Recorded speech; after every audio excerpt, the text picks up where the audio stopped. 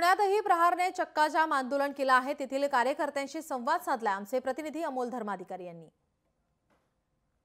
शेतकऱ्यांच्या विविध मागण्यांसाठी आज बच्चू कडू यांच्या प्रहार संघटनेकडून राज्यभर चक्काजाम आंदोलन करण्यात येत आहे। पुण्यातही गुडलक चौकामध्ये आपण पाहतोय प्रहार संघटनेचे कार्यकर्ते हे आंदोलनाला बसलेले आहेत आणि शेतकऱ्यांचा 7/12 हा कोरा करावा अशा मागण्या घेऊन हे आंदोलन करण्यात येते। या आंदोलनामध्ये आपण पाहतोय की भाजीपाला हातामध्ये घेऊन सरकारचा निषेध व्यक्त केला जातोय। त्याचबरोबर कांद्याची माळ आहे ती घालून सुद्धा त्यांचं जे म्हणणं आहे ते मांडलं जाते। काय सांगाल, आज तुम्ही आंदोलनाची हाक दिलेली होती, भाजीपाला घेऊन तुम्ही रस्त्यावर उतरलेला आहे, काय नेमकी मागणी आहे? आमची मागणी एकच आहे की गेले दीड महिना झाला बच्चू भाऊ आंदोलन करत आहे 7/12 कोरा करण्यासाठी, पण हे गाजर सरकार फक्त गाजरच दाखवत आहे, पण शेतकऱ्यांचा 7/12 कोरा करत नाहीये। त्यामुळे आम्ही आज कांद्याची माळ, भाजी घेऊन, सगळे भाजी तरकारी घेऊन आम्ही रोडला उतरलोय।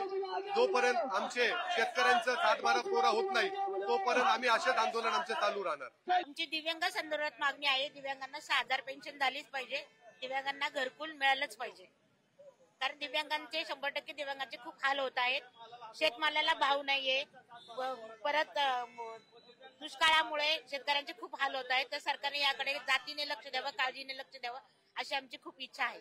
नाही झाल्या तरी आम्हाला माहित आहे की आमचा नेता इतका खंबीर आहे आणि ते मागण्या आम्ही करूनच मागू। एका वेगळ्या पद्धतीने आंदोलनासाठी बसलेले आहेत आणि सरकारने शेतकऱ्यांचा 7/12 लवकरात लवकर कोरा करावा ही मागणी घेऊन हे आंदोलन करण्यात येत आहे। कॅमेरामन तुषार नानावरेसह अमोल धर्माधिकारी, लोकशाही मराठी, पुणे। लोकशाही मराठी ऐका, पहा, जागरूक रहा।